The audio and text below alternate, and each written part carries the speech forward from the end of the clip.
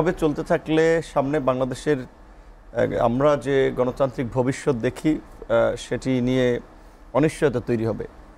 আজকের যে কথা বলেছেন ৩২ নম্বরে ভাঙচুর বা সেটা বুলডোজার দিয়ে ভেঙে দেওয়া, ঢাকার বাইরেও কয়েক জায়গায় বোধহয় হচ্ছে, দেখেছি রংপুরে এবং খুলনাতে।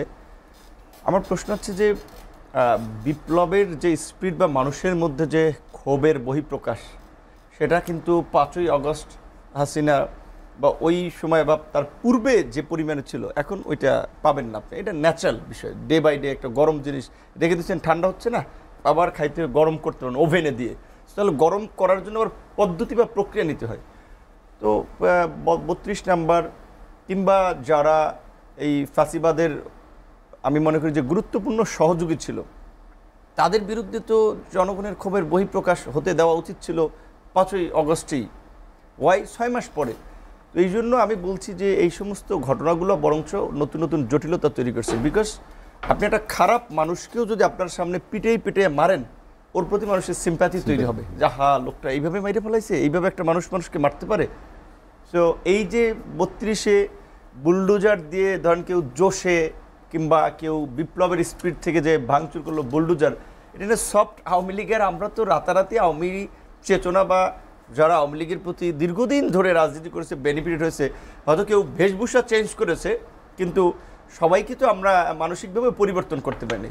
এখন গভর্নমেন্ট চেঞ্জ হয়েছে, এখন এই যে ৬৪ জেলার ডিসি, এসপি, অথচ এই বিকেএমইর প্রেসিডেন্ট হাতেম সাহেবের কথা বলেন, এই আন্দোলন চলাকালীন সময় এরা ছাত্রদের সন্ত্রাসী আন্দোলন বলেছিল। বসুন্ধরার সোবান সাহেবের কথা বলেন, তারা এই আন্দোলন নাশকতাকারীদের ষড়যন্ত্র, শেখ হাসিনার সাথে তারা মরার পরেও জান্নাতে থাকবেন বলছেন। এখন সবাই ওই বৈষম্যবিরোধী ছাত্র নেতাদের ডেকে ফান্ড দিচ্ছেন, এই আহত ছাত্রদের সহযোগিতা দাঁড়াচ্ছেন, তাদের ইতিহাস মোচন হয়ে যাচ্ছে। সো এই যে আমি বলবো ৬ মাসে যেটা ওই সময় করলে মানুষ যেভাবে নিত, এখন কিন্তু সেভাবে নিচ্ছে না। প্লাস এইটার একটা ইফেক্ট আছে ন্যাশনালি এবং ইন্টারন্যাশনালিও এটাকে দেখানো হচ্ছে, দেখো এখনও আওয়ামী লীগের নেতাকর্মীরা নির্যাতিত হচ্ছে, নিষ্পেষিত হচ্ছে, এইভাবে এখনও মানবতা বিরোধী অপরাধ হচ্ছে, উল্টো আরও যে বুলডোজার দিয়ে উড়িয়ে দেওয়া হচ্ছে, মানুষ ঘরে থাকতে পারছে না। তো এই যে মিথ্যা ন্যারেটিভটা, যেটা কিছুদিন আগে আপনার ইউকের এই হাউস অফ পার্লামেন্টের আপনার যে সর্বদলীয় যে সংসদের একটা কমিটি, তারা যে ওইখানে প্রস্তাব আকারে সেটাকে এখন তো দেখাবে এটা যে দেখো this is happening, so it's true. তো এই পরিস্থিতিতে আমাদের এই মুহূর্তে এই ঘটনাগুলোতে যারা ইন্ধন দিচ্ছে কিংবা সমর্থন দিচ্ছে, আমি কনফিউজ যে তারা কি বুঝে শুনে দিচ্ছে নাকি তারা একটা ভিন্ন কিছু প্রেক্ষাপট তৈরিতে দিচ্ছে। আমি যদি একটা ফেসবুকে স্ট্যাটাস দিয়েছিলাম, মানুষ আমার গাইলে 14 গোষ্ঠী উদ্ধার করতেছে, বাট আমি এই সমস্ত অতি উৎসাহী লোকজনের কথায় বা তাদের সমর্থনে, তাদের অ্যাটেনশনে তো আমি রাজনীতি করি না, আমার তো একটা বুঝ ব্যবস্থা আছে। সো আমি মনে করি যে এখন একটা সরকার আছে, বাংলাদেশের ইতিহাসের সবচেয়ে শক্তিশালী সরকার, বাম ডান বিএনপি জামাত ছাত্র সবাই সমর্থন করেছে। সেই সরকার 6 মাসে কি পাঞ্চা বাইছিল? সামরিক আশ্রয়ে থাকা 626 জন ক্রিমিনাল, বড় বড় দাগি অপরাধী আওয়ামী লীগের, তারা কিভাবে নিরাপদে পালিয়ে গেল? ওবায়দুল কাদের, হাসান মাহমুদ, আরাফাতরা, বিশেষ করে আরাফাত এবং এই হাসান মাহমুদ, আপনার একজন গুলশান, একজনের বাড়িদারা থেকে একবার নিউজ হলো, মিডিয়াতে নিউজ হয়েছে, ধরা পড়ছে, তারপরে তারা কিভাবে পালিয়ে গেল? আওয়ামী লীগের এই সাবির হোসেন চৌধুরীর কিভাবে জামিন হলো? সাবির হোসেন চৌধুরী, আনোয়ার হোসেন মঞ্জু সহ 572 জন আওয়ামী লীগের এই দুর্বৃত্ত মাফিয়া তন্ত্রকে যারা শক্তিশালী করেছে, সেই ব্যবসায়ী আমলাদের কয়জনের বিরুদ্ধে ব্যবস্থা নিয়েছে? সরকার তো সবাইকে সুযোগ দিচ্ছে, বরঞ্চ সরকারের উপদেষ্টাদের মধ্যে বা যেটি হলো অগ্নিসংযোগ, এতদিন পরে কেন সেটি ভিন্ন মাত্রা বা নতুন করে সহানুভূতি জাগিয়ে তুলবে কি না, এ বিষয়গুলো যেমন তুলেছেন, আপনি কি মনে করেন যে এটি রাজনীতিতে ভিন্ন কোনো প্রেক্ষাপট তৈরি করবে? দেখুন, রাজনীতিতে আসলে তো প্রতি সময় আসলে রূপ পাল্টায়, ক্ষণে ক্ষণে আসলে নতুন নতুন প্রেসক্রিপশনও তৈরি হয়। তো হঠাৎ করে আসলে মানে শেখ হাসিনার লাইভে আসা, এটা ভারতেরই একটা প্রেসক্রিপশন।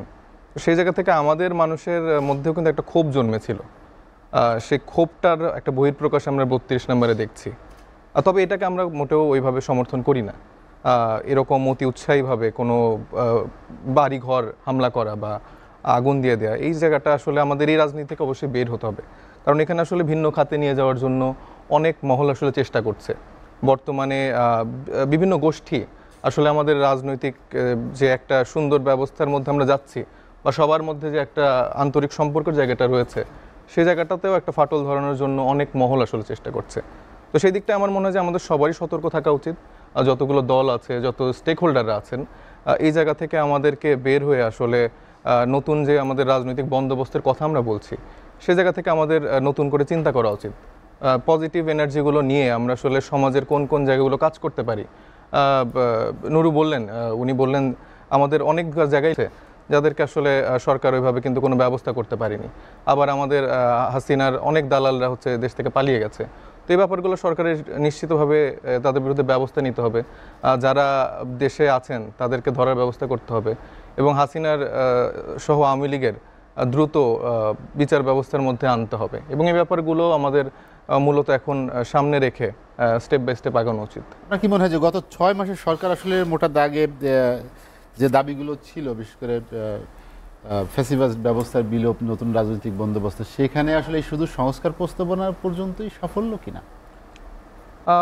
দেখুন, আসলে সামগ্রিকভাবে আমাদের এই সরকার তো আসলে একটা গণ অভ্যুত্থানের সরকার। বিগত যতগুলো সরকার ছিল তার থেকে কিন্তু সম্পূর্ণ আলাদা এবং আমাদের সবার জনগণের ম্যান্ডেট নিয়ে কিন্তু এই সরকার আসলে এসছে এবং এখানে সকল মানুষের একটা মতামতের ভিত্তিতে কিন্তু আমাদের এই সরকারটি গঠিত হয়েছে।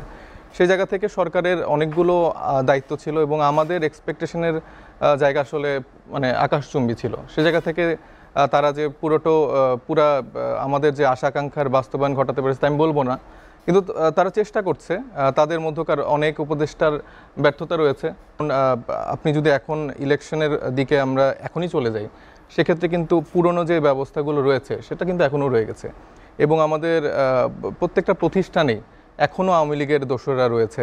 এই যে ভাই বললেন যে এখন তারাই আবার ভোল পাল্টে বলছে যে আমরা এখন ছাত্রদল করতাম, শিবির করতাম। তো এই ব্যাকগ্রাউন্ডগুলো যেন না আসে। মানে একটা সরকারি প্রতিষ্ঠান কেন সে দলীয় পরিচয় দিয়ে সে চলবে? সে তো জনগণের সেবক হিসেবে কাজ করবে। তো এই জায়গাগুলো সিস্টেমগত চেঞ্জ না হলে কিন্তু আসলে এই জায়গাটা আবার রয়ে যাবে। কারণ এখন অমুক দল বা তমুক দল পাওয়ারে আসলে তারা তাদের চর্চা করে ওই 17 বছরের সিস্টেমেটিক দিক দিয়ে আবার আগাবে। সরকারের যে সফলতার জায়গা, আমাদের যে ইচ্ছা আকাঙ্ক্ষার যে বাস্তবায়ন পুরোটা হয়নি, তবে তারা চেষ্টা করছে। আমার মনে হয় যে যেসব রাজনৈতিক দল বা স্টেক হোল্ডাররা আছেন তাদের জায়গা থেকে আরও একটু সহযোগিতা করতে হবে, তাদের ভুলগুলো ধরিয়ে দিতে হবে এবং সমাধান কি হতে পারে সেই জন্য আমাদের সবাইকে একসাথে কাজ করতে হবে। মুস্তাফিজ, নীতির নতুন কোনো প্রেক্ষাপট তৈরির চেষ্টা কিনা? ধন্যবাদ আপনাকে, প্রিয় দুই সহ আলোচক এবং যারা যুক্ত আছেন এসিটিভির সাথে। চেষ্টা কিনা আমি তা বলবো না, তবে আমরা অন্তর্বর্তীকালীন একটা সরকারের অধীনে আছে, তো সরকারের ব্যবস্থাপনার অধীনে আছে, পাশাপাশি একটা অন্তর্বর্তীকালীন সময়ও চলছে। অন্তর্বর্তীকালীন সময়টা একটু স্পর্শকাতর হয়, অনেক কিছু অগুছালো, এলোমেলো।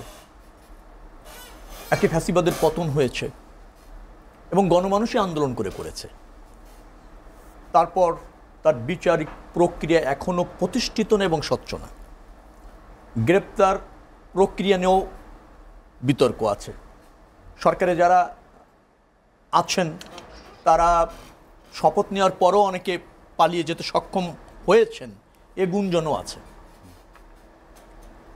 আবার বাংলাদেশের মানুষ কিন্তু খুব এক্সট্রিম পছন্দ করে না বিধায় কিন্তু ওবায়দুল কাদেরের আশঙ্কা বাস্তবায়ন হয়নি। ওবায়দুল কাদেরের আশঙ্কা ছিল তাদের পতন হলে কয়েক লাখ লোক মারা যাবে, বাংলাদেশে আওয়ামী লীগের কোনো চিহ্ন থাকবে না, অস্তিত্ব থাকবে না, এরকম করে কিন্তু ওবায়দুল কাদেররাই একসময় আশঙ্কা করতেন।